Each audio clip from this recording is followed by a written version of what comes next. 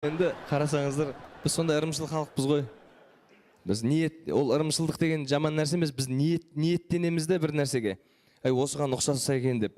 Мысалға мен 6 айлығымда Қайыпназар Айтпенов деген үлкен 100 жасар ақын шал аузыма түкірген екен.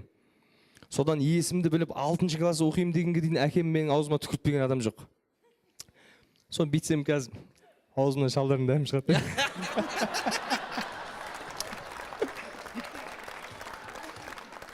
Қазіргі айтыста жүрген ақындардың біраз мен аузыма түкіріп тастаған. Ода тұрған ештеңе жоқ. Түкірігімді қайтар дейтіндер жоқ па? Енді көрген жерде заты ол адам жақсы көріп тұр. Мысалы Дәулеткерей Кәпұлы. Қандай керемет айтыскер ақын. Сол мен есім білген кезімде аузыма түкірген. Ол кісіні көрген сайын бетімді ашқан адам сияқты болып тұрады сол кісі. Өзіңе жақын тартып тұрасың да. Сондықтан одан бір мен керемет ақын болып кетпеген шығарымды.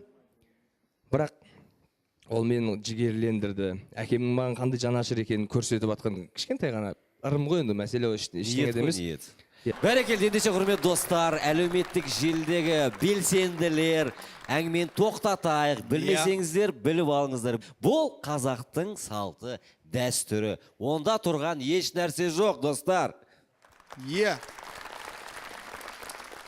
Неге төке, жаңа айттыңыз ғой, мен әлі күнге шейін түкіріп келе жатырмын дедіңіз, Иә.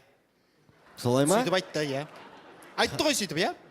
Айтты. Қанша жыл болды түкіріп келе жатқаныңызға? Алғашқы түкірік қашан болды? Алғашқы рет қалай болды?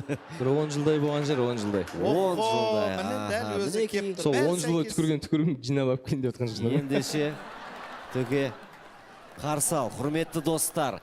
Дәл қазір Төреғали түкірген балалардың барлығы сахнаға шығады. Қарсы алыңыздар. Барша Төреғали түкіріп тастаған балалардың. Охо! Йо-майо! Мынау алғашқылар-ау деймін, ә? Бұлар анау көп түкірік, бір 5-6 литр түкірік ішкен ғой анау. Ал, өздеріне сөз берейік. Ассалаумағалейкум Төреш аға. Алейкумассалам.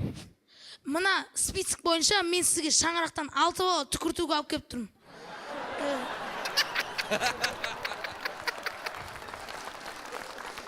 Онда не алып тұрмыз, бастайық. Тоқтаңдаршы.